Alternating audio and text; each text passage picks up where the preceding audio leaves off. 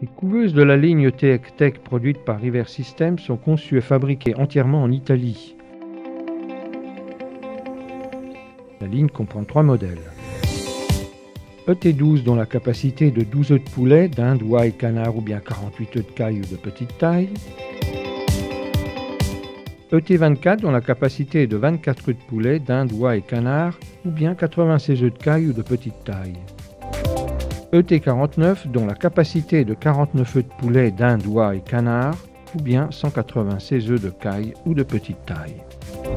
Nous allons maintenant découvrir le modèle ET49, mais les 3 modèles fonctionnent de la même façon.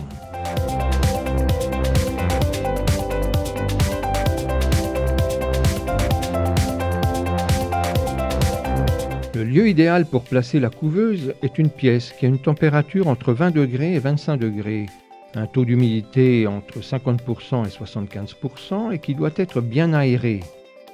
L'appareil est silencieux, donc le meilleur emplacement est dans une pièce à l'intérieur de votre maison.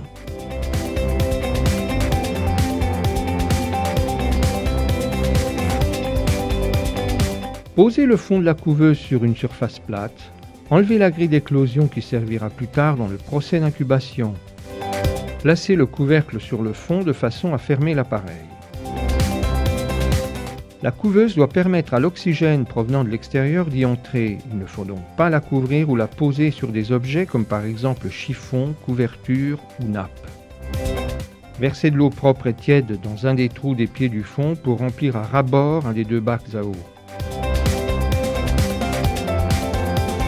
Branchez le couvercle à une prise de courant appropriée. Le ventilateur commencera à tourner et la résistance à chauffer. Le LED jaune indique qu'ils sont en marche. L'affichage montrera la température à l'intérieur de la couveuse. La température préfixée idéale pour la plupart des volailles et oiseaux est à 37,7 degrés.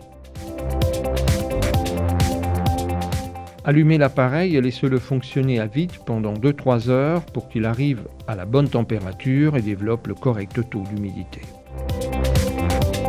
Enlevez le couvercle et déposez gentiment les œufs dans les alvéoles individuelles, avec la pointe vers le bas, comme dans les couveuses industrielles. Cette position facilite l'échange d'oxygène avec l'extérieur. Replacez correctement le couvercle sur le fond. Si l'appareil le prévoit, branchez l'unité de retournement E automatique. Laissez fonctionner l'appareil et effectuez les opérations suivantes.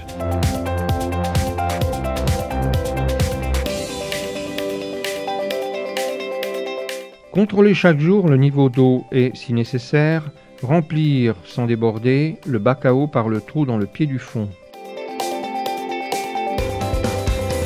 Ne pas ouvrir le couvercle. Vous pouvez contrôler les œufs par les hublots d'inspection.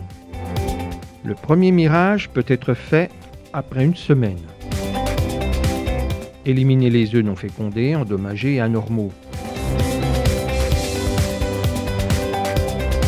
1 semaine plus tard, vous pouvez faire le 2e mirage pour vérifier l'état des embryons.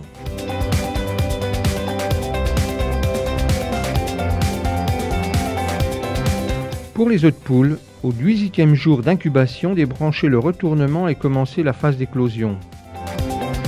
Pour les autres volailles, la période d'incubation est différente. Veuillez consulter la notice d'emploi. Retirez les œufs du panier porte-œufs et mettez-les provisoirement sur un plateau normal.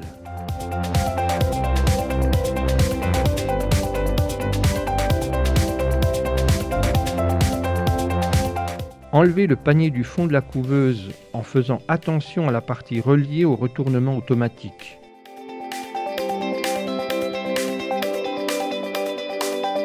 Maintenant, remplissez le 2e bac à eau avec de l'eau tiède et propre. Positionnez la grille d'éclosion et vous y déposez les œufs. Assurez-vous que la grille soit bien placée. Elle doit couvrir les bacs à eau et les raccords aux ouvertures. Replacez le couvercle et ne l'ouvrez plus jusqu'à la fin de l'éclosion. Ne branchez pas l'unité de retournement des œufs. Réglez la température à 37,2 degrés Celsius. Vérifiez tous les jours le niveau d'eau et, si nécessaire, remplissez sans déborder les 2 bacs à eau par le trou dans les pieds du fond. Suivez la progression d'éclosion par les hublots d'inspection. Après l'éclosion, les poussins doivent rester dans la couveuse environ 12 heures pour permettre à leur plumage de sécher. Ensuite, mettez-les dans un enclos chauffé pendant leur premier jour de vie.